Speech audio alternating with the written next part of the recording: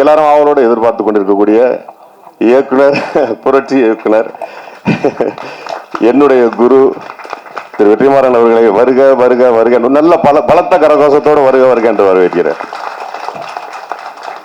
எல்லாரும் மன்னிக்கணும், லேட் ஆயிடுச்சு.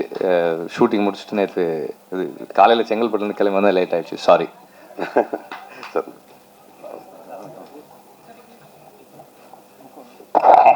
வேற யார் பேரும் விட்டுருந்தா மன்னிச்சுக்கோங்க. அடுத்து நான் குறிப்பா நான் சொல்ல வேண்டிய இடத்துக்கு நான் வந்துட்டேன்னு நினைக்கிறேன். சித்துக்குமார் மியூசிக் டைரக்டர், இந்த இந்த விழாவினுடைய கதாநாயகன். எழுதி வச்சுக்கோங்க, அடுத்த 15 வருடங்களுக்கு தமிழ் சினிமாவை ஆட்டி வைக்க போற ஒரு மிகப்பெரிய மியூசிக் டைரக்டர். அப்டேட்டட் யங், ரொம்ப அப்டேட்டட் யங். ஆனா நிறைய இளையராஜா சாரும், இன்னும் சொல்ல போனா MS விஸ்வநாதன் சாரும் மிக்ஸ்டா இருக்கக்கூடிய ஒரு பையன். கையில ஃபுல்லா AR ரஹ்மான், டோட்டலா வேறையா இருக்கான். இந்த எனக்கு கொஞ்ச நேரம், நம்ம 90s கிட்ஸ் இல்லையா, எனக்கு கொஞ்ச நேரம் அந்த இசையை பிடிப்பதற்கு கொஞ்சம் சிரமமா இருந்தது. அப்புறம் ஒரு வழியா தேடி அடிச்சு பிடிச்சி தான் இந்த இசையை கொண்டு வந்தோம்.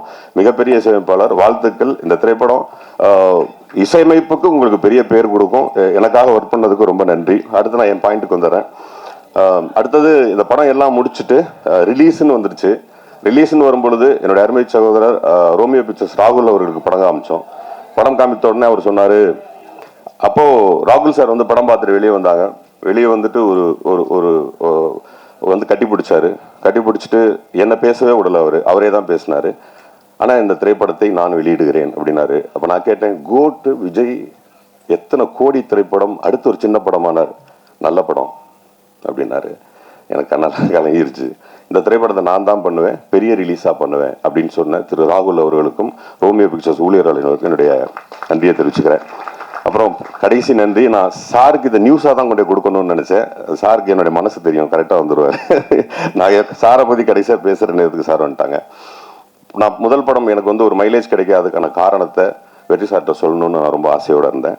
அப்படி இப்படின்னு பிடிச்சி சாரை பிடிச்சிட்டேன். எனக்கும் சாருக்கும் அப்போ பழக்கமே கிடையாது.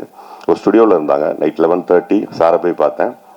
ஒரு மிகப்பெரிய அன்போடையும் மரியாதையும் உட்கார வச்சுட்டு என்னன்னு கேட்டாங்க. ஒரு படம் பண்ணியிருக்கிறேன் சார், மாதிரி கன்னிமாடம் எனக்கு தெரியும்னு சொன்னாங்க. அது போய் சேராதுக்கான காரணங்களை சொல்லிட்டு, இதை போய் சேர்க்கணும் சார், உங்க ஒரு பேர் இருந்ததுன்னா போதும் அப்படின்னு. அது என்னங்க பேரு, நானே வரேன், படத்தை காட்டுங்கன்னாரு. ஆனா அது என்னுடைய திரைப்படமாக இருக்கணும், அது என் சாயல் திரைப்படமாக இருக்கணும், அப்படின்னா நான் பண்றேன்னு சொல்லி சொன்னாங்க. அப்புறம் திரைப்படத்தை கொடுத்தேன். படம் பார்த்த உடனே என்னை கூப்பிட்டாரு. நான் குழந்தையிலேருந்து நமக்கு நிறைய பேரை பார்த்து கைகால் உதறி இருக்கு. நான் முதல் முறையாக வாய் திறந்து பேச முடியாத அளவுக்கு கைகால் உதறினது சார் படம் பார்த்துட்டேன் வான்னு சொன்னப்போ. ஒரு நடுக்கத்தோடையே போனேன். சார் ஏற்ற மாதிரி உட்காந்துருந்தாங்க. லேப்டாப், அதுவும் பார்வை MLA வாங்கன்ட்டு லேப்டாப்ல இருந்துச்சு பார்வை. அவர் அதில் தான் படம் பார்த்துருந்தாரு. இப்போ சார் என்ன சொல்லணும்னு நினைச்சாரு அப்படின்னு நான் ஏன் மைண்ட் வாய்ஸ் என்னன்னா, வாங்க போஸ், நீ நல்ல ஆக்டர், நடிச்சுட்டு போயிருக்கலாமே, எதுக்கு உங்களுக்கு இந்த டைரக்ஷன்லாம். சத்தியமா இதை எதிர்பார்த்தேன். இதை சொல்லியிருந்தாருன்னா அத்தோட டைரக்ஷனுக்கு ஒரு முழுக்கு போட்டு வீட்டுக்கு போயிடலாம், இந்த மனநிலையோட தான் போனேன். போய் ஏற்ற மாதிரி உட்கார்ந்தோடனே ஒரு பெரிய மௌனம்.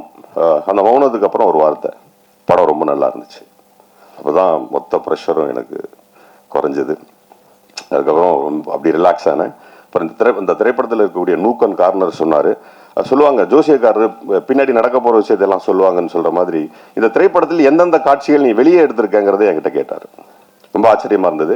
இந்த காட்சி இருக்குன்னு, இது எங்கே செகண்ட் ஹாஃப்ல, ஏன் செகண்ட் ஹாஃப்ல வச்சுருங்க, ஃப்ரண்ட்ல வச்சிருங்க அப்படின்னு சொல்லி சொன்னாங்க. நீங்கள் பார்த்தீங்கல்ல 2D, அந்த 2D படத்துடைய முதல் பகுதியாக வச்சிருந்தேன்.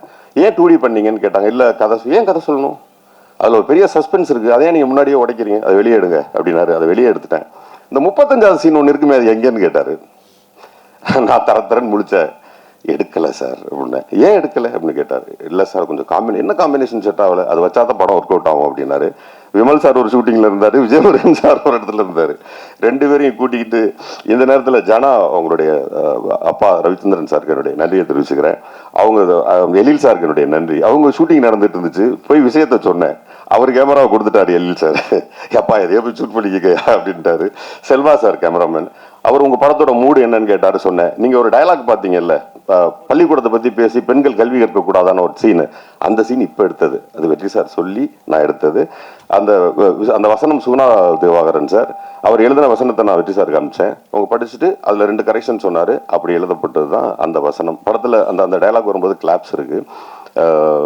அதுக்கு வந்து இந்த நேரத்தில் எல்லாருக்குமே நன்றி. அப்படி தான் அந்த கட்சியை சேர்த்தோம், சார் சொல்லி தான் சேர்த்தோம். அப்புறம் முழுமையானதற்கு பிறகு ஒரு நாள் என்னை கூப்பிட்டு என் பேர் போட்டுக்கோங்க அப்படின்னாரு. நான் உண்மையிலே பிறந்ததற்கான அடையாளம், இயக்கத்திற்கு வந்ததற்கான அடையாளம், நான் ஒரு மனிதனாக நல்ல நெஞ்சு நிமித்தி நான் இன்னைக்கு நிற்கிறேன்னா அதுக்கு காரணம் வெற்றிமாறன் சார் தான். என் வாழ்நாளில் நான் 2 பேரை எப்பவுமே மறக்கக்கூடாதுன்னா வெற்றிமாறன் சாரும் விஜய் சேதுபதி சாரும். மறக்கக்கூடாது இல்லை, அது நினைக்காம இருக்கக்கூடிய ஒரு சூழ்நிலையை நான் உருவாக்கிக்க கூடாது அப்படின்னு அந்த நேரத்தில் நினைக்கிறேன். இங்கே வந்திருக்கக்கூடிய அனைவருக்கும் நன்றி. இந்த திரைப்படத்தை கொடுத்த சிராஜ் அவர்களுக்கும், நிலோஃபர் சிராஜ் அவர்களுக்கும், இந்த திரைப்படத்துடைய நிர்வாக தயாரிப்பு கண்ணன் அவர்கள் ரொம்ப நன்றி. அசிஸ்டன்ட் டைரக்டர்ஸ் படப்படன் மேலே வந்திருக்கு, ஒரு செகண்ட் தான் டைமு, டக்குன்னு லைனாக வந்துருக்கு, கடக்கடன்னு வாங்க. மதன், திரு, பிரேம், யாரா ஒருத்தர சொல்லு, அன்பு, சிபி, தர்மா, விக்டர், இவங்க தான் இந்த திரைப்படத்தை இங்கே ஸ்டேஜ் வரைக்கும் கொண்டு வந்து நிப்பாட்டினது. உங்கள் கரகோஷங்களோடு நன்றி. யார் பேரும் விட்டு போயிருந்தா என்ன மன்னிச்சுக்கோங்க, அது பர்பஸாக பண்ணப்பட்டதாக இருக்காது. மிக்க நன்றி, மிக்க நன்றி. தேங்க்யூ.